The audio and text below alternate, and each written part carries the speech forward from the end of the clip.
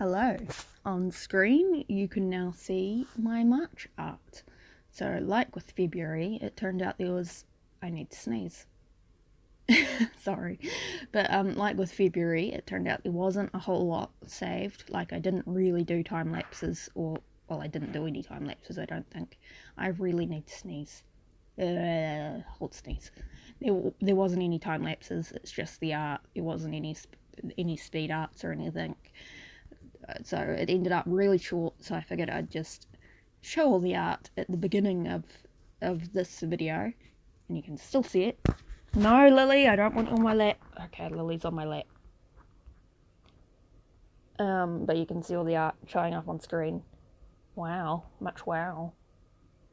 March. Did I say March? Yes, it's March. So March. I don't really have any comments about this month. I think I did a couple of draw this in yourselves during March. I drew Brisker. And now we see the speed art happening. What was the speed art of? I don't remember. Uraraka! It's doing a speed art of Uraraka. Uraraka so far is the only My Hero Academia character I have done digital art of. I've done random sketches and doodles of other characters in various sketchbooks, but haven't drawn any of them digitally yet. Maybe eventually I'll draw more of them. I don't know, every time I hear more about My Hero Academia, I'm like, is this really a fandom I want to get involved in? I kind of have that problem with, like, most fandoms. Like, I look at them for a little bit and I'm like, I don't know if I really want to get involved in that. Like, I spent a lot of time looking at the Wikipedias for different things because I honestly suck at finishing things. Like, I've been meaning to finish reading Homestuck for a very long time, but have I finished reading Homestuck? No, I have not.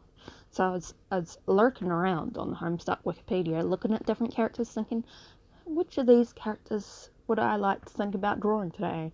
And then I didn't draw any of them. Because, I don't know, Lily just bit my hand, thank you. But at least she bit my hand gently. I also found the sketchbook I was talking about in the last video that had information on different characters, like Una. She knows. So now I have a page on Toy House for her. Toy House being a website that you can make profiles for all your different characters. It's really useful and I really like it. And I've been gradually making pages for different characters for a very long time. I'm also working on making a list of every single character I have, which you'll see why eventually. Lily, let me hold your paw. Let me hold your paw. Okay, so I found the sketchbook that has information about Una. Una has purple hair. Yeah, I'm sure that's very fascinating information. You'll hold it there, hold it there. So Una is not seen very often. She often keeps to herself, despite being the leader of the team. She's not a very hands-on leader of the team. Like, she'll give her instructions and she'll trust that they'll do the right thing and that they'll figure out the details. Like, she knows her team, she knows what they can do. She'll set them into the position and then knows they will know what to do from there. Quite often to people who don't know her very well, she might seem fragile, but she's really not. She's quite quiet and kind of reserved. And while she's not very well known, she is more well known than Cassie because Una has an ability called Fountain of Youth, in which she can physically de-age others or herself by touching them. Obviously, she's always touching herself. She is... That was a horrible sentence. She is herself, so she doesn't have to slap herself to de-age herself. Oh, hello, Seralina. And when she de-ages someone or herself even, there's always a chance that they will lose their memory and obviously therefore forget who they are. But the longer she's had her ability, obviously, the more control she's gained over it, and the less often this is likely to happen. Now, of course, if she panics and uses her ability, there's still a higher chance that they will just lose their memory, which would suck for them, I guess. But it's also kind of useful. Like, what if there's someone and they need that person to lose their memory, and they don't have a memory altering ability on hand? Then, you just slap them a little bit and, quickly de-age them and hope they lose their memory. Otherwise, I guess you've just got a toddler who's knowing some things they shouldn't know.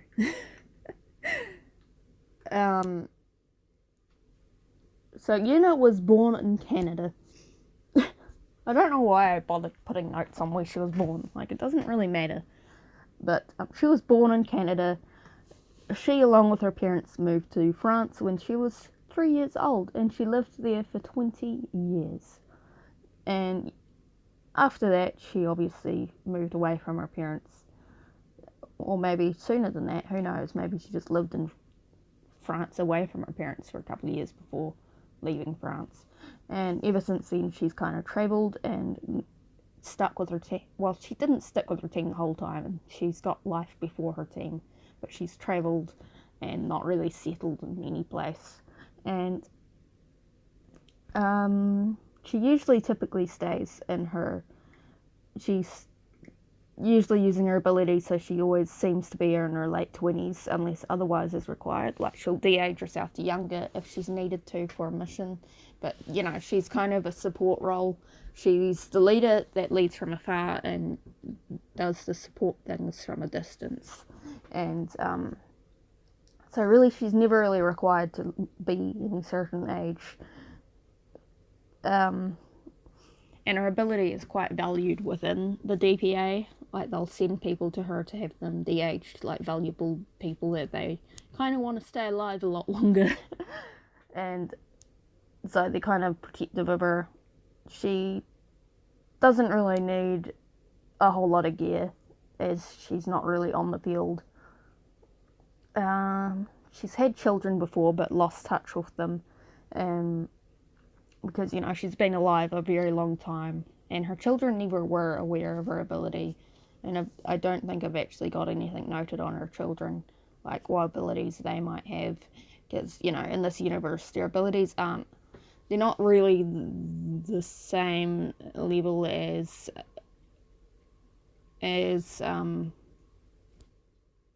sorry, my brain's powering off mid-sentence. They're not really the same as quirks. Like, they're not as prone to just being a mixture of their parents' abilities. It can just be random out of nowhere more often than not. And yeah, she also developed her ability late. Like, most people would probably develop their ability as a child, but she was an adult by the time she developed her ability. And she probably discovered it by accident. I don't know. I haven't really gone into that yet. Why do I have... So another character in the same universe, and that's even on their team, is Michelle. So Michelle is the other member of their team. So they've got Michelle, Yuna, Cassie, and Novalee. And Michelle is also in more of a support role. So Novalee is the most active and the one that's, she's the forefront of the team. I guess you could say she's the face of the team, but at the same time, she's still not well known, because the whole idea of the DPA is they're not well known. You wouldn't see a DPA member on the street and go, "Oh, that's a member of the DPA." Ha ha ha. So Michelle is blind, and she doesn't have much visual memory, so she doesn't really remember what things look like. So, but despite the fact she doesn't really remember what things look like, she has a good memory in general. It's just the visuals of things that she doesn't remember. And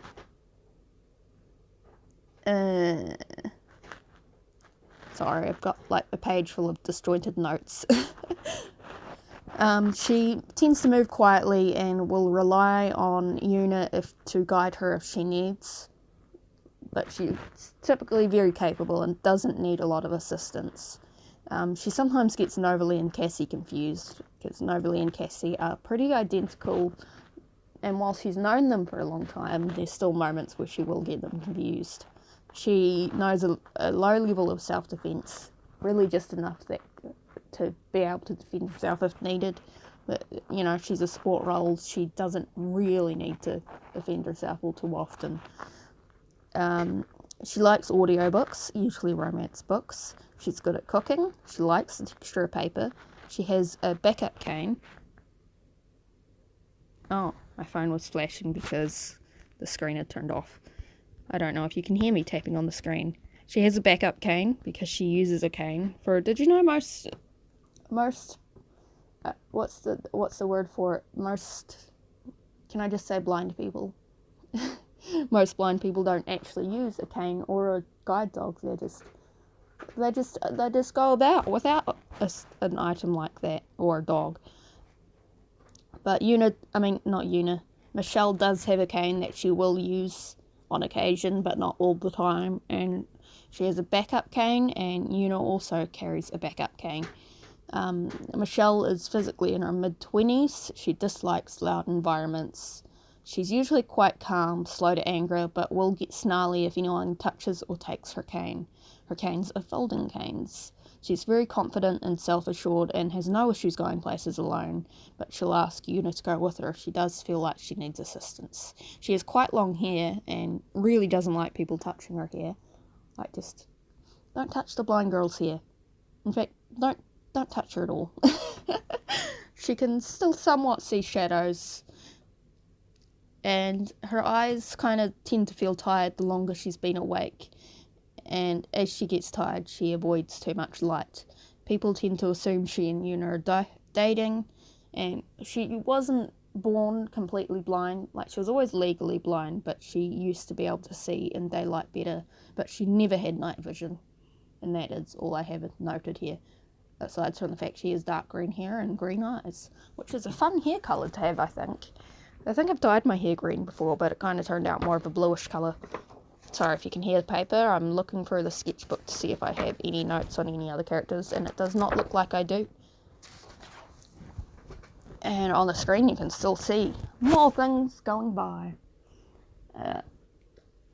I kind of talked about those characters all I can now, didn't I? I think I was going to have another member of their team, but now I can't remember, and my book with the information about them is in another room, and I don't really want to walk away from my laptop, even though I can walk away from my laptop, but I would like to be able to see the speed art that y'all are looking at still. So I have another universe of characters that I'm working on.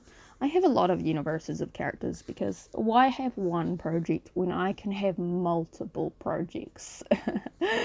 And this universe has been developed in a very little sketchbook that I'm holding right now that y'all can't see, but one day I will show you this sketchbook, and it is called Cherry Magic. And the first character I made for this universe was Niche. I don't know. And Niche is awesome. Okay, she's my character, so of course I think she's awesome. But you know what, I really do think she's awesome. So, Cherry Magic is, it's set in a magical world full of witches and wizards, and Niche attends, I guess you could consider this a mixture of Harry Potter and Twilight, but less, I don't know the word. Sorry, I'm looking for the sketchbook. You might be able to hear the paper. I'm looking for the name of the school. It's an all-girls school. It's very modern. They have a lot of floor-to-ceiling windows. They offer combat classes. That's fun. Do I have anything else here? Nope. I do not have anything else on the school. But they also have another school nearby that's an all-boys school that they often share classes with or have events with, because why not? So Niche is 15 when the series starts. She's very trusting and lighthearted. She's good with spells, but not very good with runes. She's a 4th generation witch and very studious. She's always been good at not using a wand, so she can do wandless magic. She's bisexual, and her associated colours are pink and black, because I decided it was a thing that all the characters would have associated colours. Do I have anything else on her? No. On our next page, shapeshifters. Shapeshifters live in this world, and usually in this world, where does... I don't have much here about them. Shapeshifters. You cannot become a shapeshifter later in life or anything. You must be born a shapeshifter, and it's not I don't think it's something that carries through the family. I think it can just happen in any generation or at any time, or it can be something that you inherit from your parents, but it doesn't have to be. And in this world, they quite often use doves to send messages, but it's a modern world. They have cell phones. They receive their wands at the age of 6, and a letter to which school they will attend at 8.